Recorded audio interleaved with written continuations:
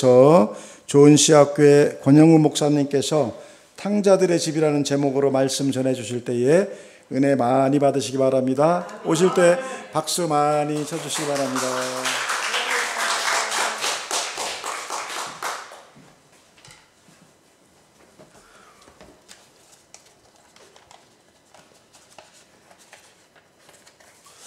네, 이거 제가 여기 서보니까 큰일 났다라는 생각이 드는 게, 남의 교회 오면 좀 낯설어야 되는데 이게 벌써 몇 번째 오다 보니까 내 집 같기도 하고 내 집인지 남의 집인지 구분이 안 되는 참 이런 이상한, 저 뒤에 집사님도 다 이제 아시는 분들이 너무 많아지다 보니까 네, 이런 이상한 현상이 벌어지는 것 같습니다. 양해하시고 그냥 편안한 마음으로 그냥 오늘 제가 저의 그냥 얘기를 풀어놓는다 그런 마음으로 잘 들어주셨으면 고맙겠습니다. 우연히 인터넷 기사를 읽다가 이런 얘기를 접하게 됐습니다. 교회 이탈한 3040 세대 절반 이상이 교회로 다시 돌아가고 싶다, 이런 헤드라인 기사가 난 적이 있어요. 여러분, 지금 한국 교회가 굉장히 힘든 거 아시죠?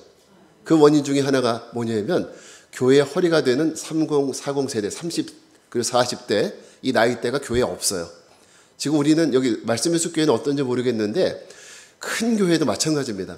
30대, 40대가 없어요. 이 코로나를 빌미로 해서 다 교회를 다 빠져나갔어요. 교회 텅 비었습니다. 그러니까 이 사람의 이 허리가 망가지면 여러분 어때요? 움직이지 못하잖아요. 교회가 비정상적인 이유도 그렇습니다. 3040 세대가 교회에 없기 때문에 교회가 너무 힘들어지는 거예요. 근데 제가 이 기사를 보면서 교회 이탈한 3040 세대 절반 이상이 50%가 다시 교회로 돌아가고 싶은 마음이 있다, 이런 기사가 뜬 거예요. 제가 이 기사를 읽고 마음속으로 얼마나 기뻤는지 몰라요. 웰컴이라고 외쳤죠. 지금 여러분 한국교회는 어디 가든지 세미나 열면 3040 세대들 세미나가 지금 어디 가든지 많이 있어요. 그만큼 지금 시급하다는 얘기죠. 그런데 그분들이 돌아오고 싶어 한다는 얘기를 들으니까 저는 굉장히 기쁜 거죠. 그래, 기뻤지만은 또 한편 걱정스러운 것이 뭐냐면, 자, 과연 한국교회가, 아니 더 가깝게는 우리 교회가, 다른 교회 뭐 얘기할 필요도 없이 우리 교회가 이분들이 우리 교회로 들어왔을 때 과연 우리가 이분들을 맞이할 수 있는 준비가 돼 있나? 이분들을 품을 수 있을 만한 준비가 돼 있나? 이런 생각을 해보면 네, 한편으로 보면 좀 아쉬운 마음이 많은 것이 저의 생각입니다. 우리 교회가 그대로 돌아가고 싶은 그런 교회가 맞나라는 생각도 해보게 됩니다. 과연 그 사람들 우리 교회 들어와서 실망하는 것이 아닐까, 이런 생각도 해보게 되는 거죠. 그래서 마냥 기뻐할 수 없는 것이 사실 저의 모습이었고, 근데 저는 그것이 우리 교회만의 문제는 아니라고 생각해요. 큰 교회도 마찬가지고, 과연 그분들이 그 교회로 복귀했을 때 적응할 수 있을까? 여러분 어떻게 생각하십니까? 우리가 이런 걱정을 할 수밖에 없는 거죠. 지난주에 저희 어머니 병원 진료 때문에 고향을 다녀온 적이 있습니다. 제 고향은 어디냐면 강원도 원주시 부른면입니다. 김기성 목사님하고 같이 고향이 같아요. 유치원 때부터 같이 공부를 하기보다는 뭐 공부 안 했습니다. 놀았습니다. 그냥 그렇게 유치원부터 동창이었고 초등학교까지 동창이었어요. 근데 이 고향을 다녀왔는데 고향에 가니까 굉장히 좋습니다. 여러분 고향 좋으시죠? 고향 어디니 다 좋으시죠? 부모님이 계시고 또 저는 형님이 계시고 또 고향이 저는 또 굉장히 애착이 있는 게 그 동네의 풍경 하나하나가 제가 가면 어서 와라 딱 맞아주는 것 같은 이런 느낌이 들어요. 물론 그럴 리는 없죠. 그리고 들에 묶여있는 송아지조차도 어서 오십시오 이렇게 인사하는 것 같은 착각이 들 정도예요. 그만큼 고향이 좋아요. 고향 가면 다 친구 같고 다 저를 맞아주는 것 같은 이런 느낌이 들죠. 여러분 그게 고향입니다. 여러분 어떨지 모르겠어요. 고향은 저한테 그렇습니다. 도시에서는 사람들이 나를 인정해 주지 않을 수도 있고 또 나를 향해서 너는 왜 그거밖에 안 되니 이렇게 얘기할 수 있지만, 내가 고향에 가면 누구 하나 그런 거 탓하는 사람이 없어요. 그냥 잘 왔다, 반갑다 이렇게 인사해 주는 것밖에 없다라는 거죠. 열등감도 없고요. 거기 가면 항상 나는 인정받습니다. 오늘 제가 읽었던 이 성경은요, 탕자 이야기입니다. 그 중에서 일부만 제가 읽었는데, 우리는 이 탕자의 이야기를 너무 많이 설교를 들었기 때문에 뭐 이야기는 다 알고 계시죠. 오늘 우리가 읽은 부분은요, 그 중에서 탕자가 아버지께 나오는 이런 이야기만 제가 읽게 되었는데, 탕자가 아버지에게서 받아간 그 재산을 외국 나가서 다 허랑방탕하게 다 허비하고, 그리고 결국 빈털터리로 아버지 집에 돌아오는 그런 부분입니다.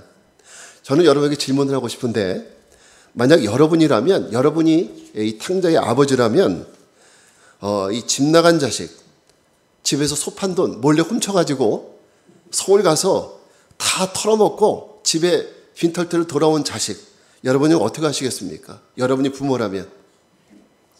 예, 어떻게 하시겠어요? 예, 신성자 권사님 감사합니다.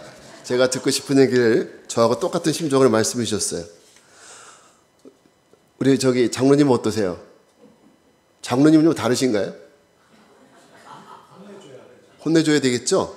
이게 인간적인 거예요. 만약에 여러분, 목사님 용서하시죠? 전부 다 바리새인들이 그렇게 말씀하시면, 예, 여러분들 마음은 다 제 마음하고 똑같죠? 그냥 안 받아도 됩니다. 그래서 상식적으로 이 성경을 읽으면서 우리가 상식적으로 이해가 안 되는 것이 아버지의 행동이에요. 이 아버지의 행동. 어떻게 집 나간 자식, 그것도 아버지 재산의 절반을 가지고 나갔어요. 돈이라도 벌면 좋은데 다 탕진하고 돌아왔거든요.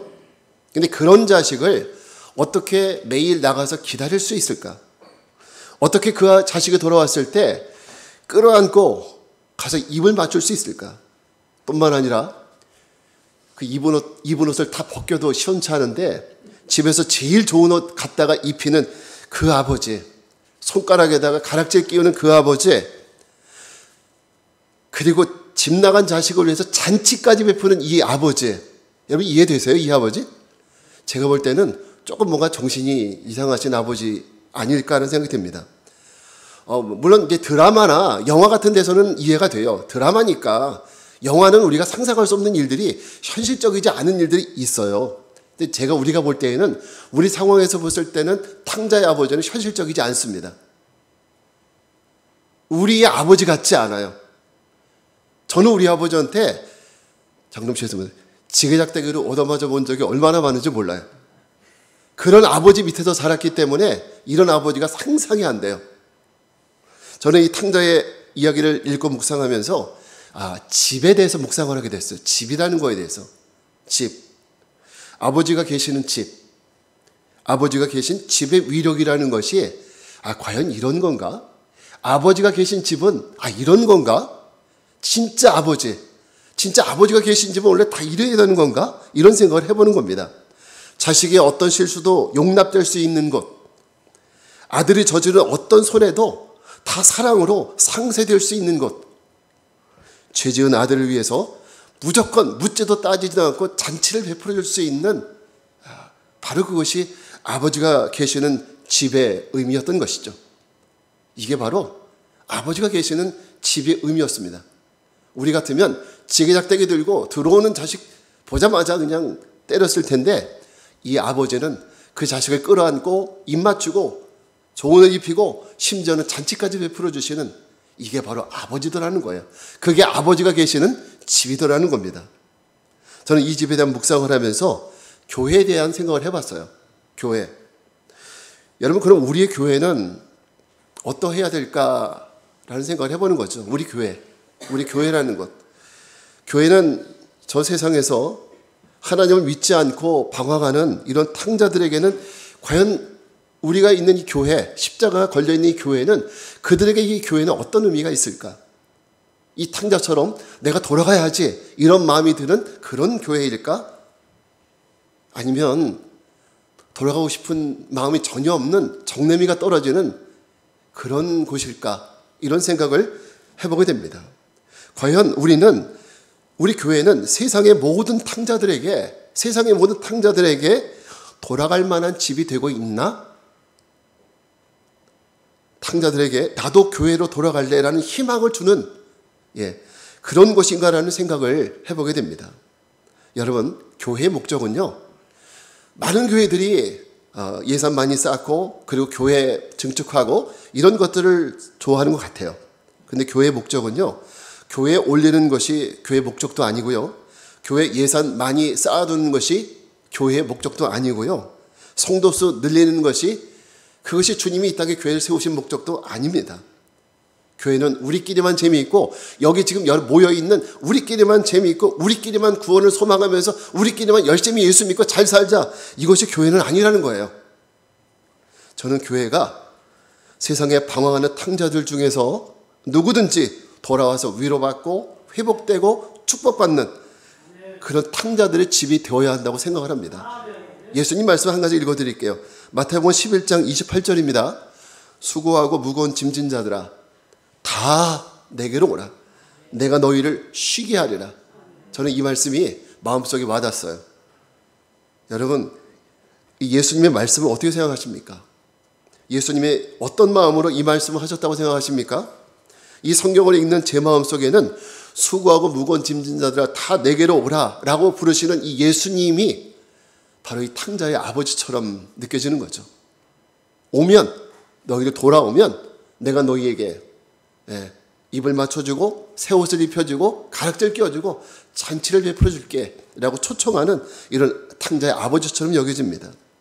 여러분, 집 나간 아들을 기다리는 탕자의 아버지의 마음이 죄인들을 부르시는 예수님의 마음이라는 것을 이해한다면 여러분, 교회는 어떤 탕자든 돌아올 수 있는 탕자들의 집이 되어야 합니다. 교회는 돌아온 둘째 아들 같은 그런 탕자가 있어요.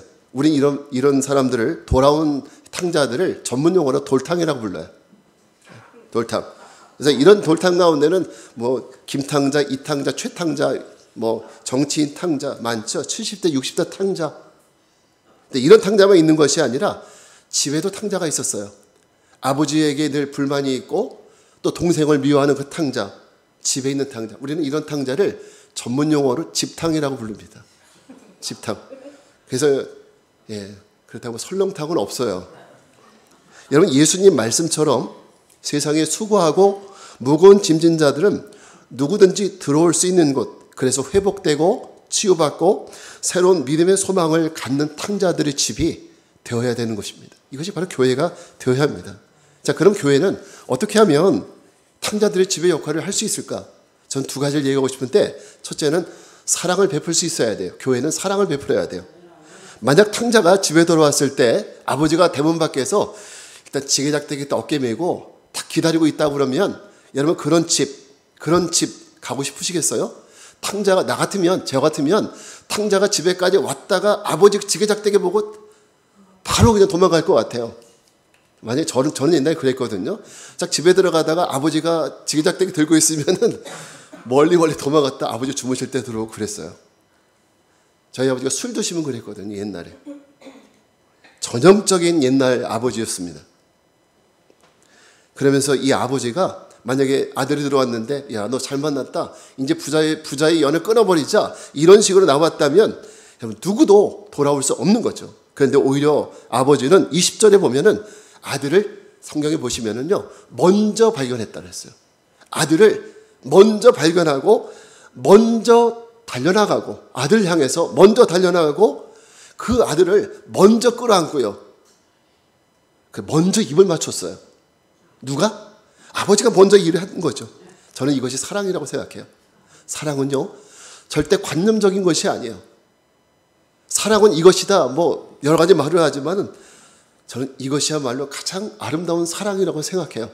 묻지도 따지지도 않고 먼저 달려나가서 끌어안고 입 맞추고, 이것이 사랑 아니겠어요? 여러분, 사랑이라는 것은 아버지의 마음입니다. 자식이 죄를 졌어도 추운 동거 밖에 나가 자식을 기다리는 것, 이것이 바로 아버지의 마음이고요. 이게 바로 사랑입니다. 사랑이 없으면 그러겠어요? 그것이 곧 하나님의 마음이 아니겠는가? 저는 이런 생각을 해봅니다. 들어오기만 하면 내쫓을 거야, 이것이 아니라 입 맞추고 용서하려는 것이, 이게 바로 아버지의 사랑이고, 이게 바로 여러분 우리 하나님의 사랑이십니다. 우리 교회가 아버지의 마음을 가져야 돼요. 여러분 주변에 돌아와야 될 이 돌탕들이 얼마나 많습니까? 여러분 집 주변에 친구들 중에서 여러분 그 사람들에게 교회 나가자는 말 한마디 해보신 적 있으신가요? 지난번에 김기성 목사님 뭐 스튜디오처럼 뭐 비행기 내부처럼 그게 뭐 그 자랑을 엄청 하던데 여러분 그래서 좀 데리고 오셨어요? 물론 나는 내성적이라서 못 하시는 분도 있어요. 그거 이해해요. 내성적인데 어쩌라고요? 어쩔 수 없는 거죠. 제 아내가요, 얼마 전에 초등학교 친구들하고 제주도 여행을 다녔는데 40년 만에 만났어요. 초등학교 졸업하고 나서. 졸업할 때는 소녀였는데 지금은 흰머리 있고 주름 쫄쫄한 아줌마가 됐어요. 지금은 손녀, 손녀도 있죠. 저희 아내가 갔다 와서 저한테 이런 얘기를 해요. 친구 중에 한 사람이 말하기를 자기 주변에는 예수 믿는 사람이 많대요. 그래서 그 친구들 보니까 자기도 교회 가고 싶어가지고 누가 나한테 한번 교회 가달라고 얘기해 주는 사람 없나? 이렇게 기다렸대요. 그런데 아무도 자기에게 교회 가자 소리 한마디도 안 하더래요. 그래서 성질 나가지고 절에 갔대요. 그 얘기를 듣고 와가지고 너무 창피해가지고 우리 집사람이 저희 아내가요 너무 창피해가지고 교회 가자고 얘기를 하고 왔다 그러더라고요. 여러분 그렇습니다.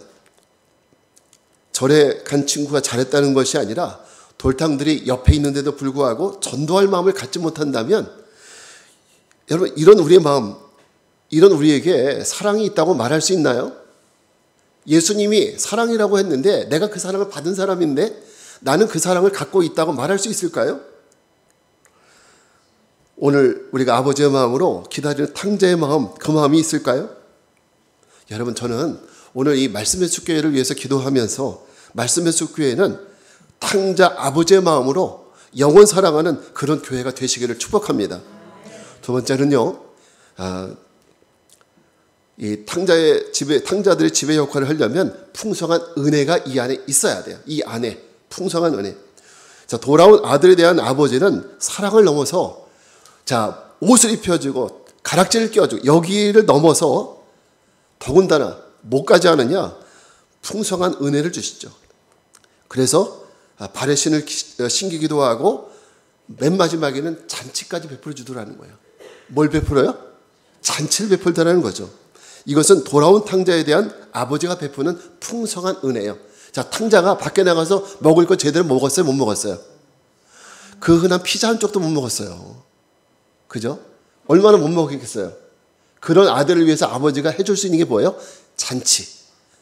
그러니까 아버지 집은 풍성하다는 거예요. 세상은 먹을 것이 없어도 세상에 나가면 우리는 먹을 것이 없지만은 아버지 집에는 풍성하다는 거죠. 뭐가 풍성해요? 은혜가. 이 은혜가 풍성하다는 거예요. 그게 바로 교회예요. 교회에는 여러분 다양한 부류의 사람들이 있다고 그랬어요. 집탕도 있고 돌탕도 있고 다 있습니다. 근데 교회가 돌아온 탕자, 돌아온 동생에 대해서 비판하면 안 됩니다. 당신 세상에서 뭐 했다며? 나는 네가 한 일을 다 알고 있어. 뭐 영화 제목처럼. 난 네가 지난 여름에 한 일을 다 알고 있어. 너 그랬다며? 여러분 이렇게 상처나 아픔을 둘치면 안 되는 거예요. 교회는요. 아픔은 덮어주고 실수는 용서하고 그리고 그 사람이 나에 대해서 잘못을 했다면 참아주고 인내해 주어야 합니다. 이런 교회가 우리는 이런 교회를 은혜가 있는 교회라고 얘기하는 거예요. 풍은혜가 있는 교회. 은혜가 있는 교회는요. 기도가 뜨겁고 말씀이 있다고 해서 은혜가 아니라 아무리 말씀 많이 기도 많이 뭐 합니까? 서로 이해할 줄 모르는데 용서할 줄 모르는데 교회는 말씀도 있어야 돼. 기도도 있어야 돼. 그렇지만 우리 안에 이렇게 풍성한 은혜가 있어야 돼요. 그래야 여러분 그런 교회가 은혜로운 교회고 탕자들의 집이 될 수 있습니다. 저는 이번 주에 책을 한 권 읽었는데 리메이크 뮤직이라는 책이었어요. 메이크 뮤직이라는 책이었는데 이게 무슨 뜻인가 하면 찬양하리라. 나는 찬양하리라. 시편 57편 말씀에 영어로 번역한 거예요. 나는 주님을 찬양하리라. 그 뜻이에요. 근데 이 저자가 하영록 목사님이라는 분인데요. 그분이 왜 이 말을 하냐면 그분이 한 말씀 중에서 제가 잊혀지지 않는 구절이 있는데 성경에서 말하는 바른 관계는 뭐냐? 성도와 성도의 바른 관계는 삶으로 메이크 뮤직 할 때 참다운 관계가 이루어진다. 이렇게 얘기를 해요. 우리가 삶으로 서로 찬양할 때 삶으로 찬양할 때, 여러분, 우리 신주 권사님 찬양했는데 삶으로 찬양한다는 얘기 뭔 뜻인지 아시겠어요? 삶으로 찬양할 때, 그때 우리 인간관계는 완전해진다는 거예요. 근데 여러분, 이게 찬양이 어떤 의미인지 잘 들어보셔야 됩니다. 이분이 하는 얘기 이겁니다. 여러분, 우리는 찬양으로 갈 때 우리 입으로 노래하고 또 악기 연주하고 생각하지만은 이분이 얘기하는 건 이거예요. 우리가 누군가를 용서한다. 이게 바로 용서의 악기입니다. 내가 누군가를 이해해줘요. 누군가를 위해서 인내해줘요. 이게 바로 이해라는 악기, 인내라는 악기라는 거예요. 어떤 사람이 나한테 잘못을 했지만 내가 그걸 용납해줘요. 용납이라는 악기. 이 모든 것이 악기예요. 이런 각각의 악기가 교회 안에서 연주된다고 한번 생각을 해보세요. 우리 서로 용서하고 이해하고 용납하고 이런 것들이 교회 안에서 아름다운 하모니를 이루고 있다면 이 오케스트라 연주처럼 이해와 용서와 이 모든 것들이 가득 찬다면 여러분 어떻게 했습니까? 얼마나 아름다운 연주가 이 교회 안에서 이루어지고 있겠습니까? 여러분 누구든 이런 교회를 싫어하는 사람은 없습니다. 세상에서 너무나 힘든 시간을 보냈던 사람은 그런 사람이 내가 교회에 가면 우리 식구들이 나를 위해서 위로의 연주를 해주겠지. 이런 마음을 가지고 교회에 올 수 있다면 굿. 내가 잘못을 어떤 사람에게 했는데 내가 먼저 그 사람에게 용서의 악기를 연주할 수 있다면 그 교회는 장엄한 은혜의 오케스트라 음악이 매일 떠나지 않을 겁니다. 여러분 교회도 사람들이 모여 있는 곳이라 다툴 수 있어요. 오해 생길 수 있고요. 또 분위기를 흐리는 사람도 있습니다. 그렇지만 바울이 에베소 교회나 빌립보 고린도 교회에 보낸 편지의 내용을 보게 되면 교회 안에서 서로 화평하기를 힘쓰라 이 얘기를 하고 있거든요. 그 얘기는 나보다 상대를 더 낮게 여기고 그리스도를 본받아라고 권면하고 있는데 그 말은 메이크 뮤직으로 바꾸면 성도 안에서 서로가 아름다운 은혜의 음악을 은혜의 악기를 연주하라는 거예요. 각각의 은혜의 악기를 연주하라는 거예요. 내가 할 수 있는. 내가 예를 들어서 주일날 아름다운 맛있는 음식으로 성도를 대접한다. 그러면 음식을 만드는 것이 내가 연주할 수 있는 아름다운 악기가 되는 거예요. 교회 밖에서 오시는 성도님들 인사하면서 영접함으로써 그분들을 기분 좋게 할 수 있다면 그게 내가 연주할 수 있는 악기라는 거예요. 이런 악기들이 교회에서 연주된다면 여러분 얼마나 은혜로운 그런 교회가 되겠습니까? 저는 말씀의 숲교회가 그런 교회가 되기를 바랍니다. 자, 이제 결론을 맺게요. 요한복음 3장에 보게 되면 가나의 혼인잔치집에 대한 이야기가 나오죠. 예수님이 처음으로 이제 기적을 일으켰었던 사건이 가나의 혼인잔치, 요한복음에서 가나의 혼인잔치로 이렇게 나오고 있습니다. 근데 그 가나의 혼인잔치는요, 두 가지 의미가 있어요. 하나는 먹을 포도주가 없는데 포도주가 채워지니까 육신적인 잔치가 되었어요. 그런데 그 자리에 하나님이신 예수님이 임재함으로 인해서 영적인 잔치가 되었다라는 것이 가나 혼인잔치가 주는 아주 중요한 의미입니다. 여러분 탕자의 아버지도 돌아온 아들을 위해서 잔치했어요. 저는 말씀의 숲교회가 매일 잔치하는 교회가 되었으면 좋겠습니다. 집 나간 돌탕들이 돌아와서 기뻐서 잔치하고 교회 안에 있는 집탕들이 다시 회복되고 다시 믿음 안에 다시 은혜롭게 살아가는 그것을 위해 잔치할 수 있는 교회, 그게 우리 말씀의 숲교회가 됐으면 좋겠습니다. 그래서 돌탕들이 기뻐 돌아오는, 또 돌탕들이 회개하고 또 집탕들이 회개하고 변화되어 성숙되어 가는 이 아름다운 잔치집, 이것이 말씀의 숲교회와 성도님들 되시기를 다시 한번 주님의 이름으로 축복하며 기도합니다. 기도하겠습니다.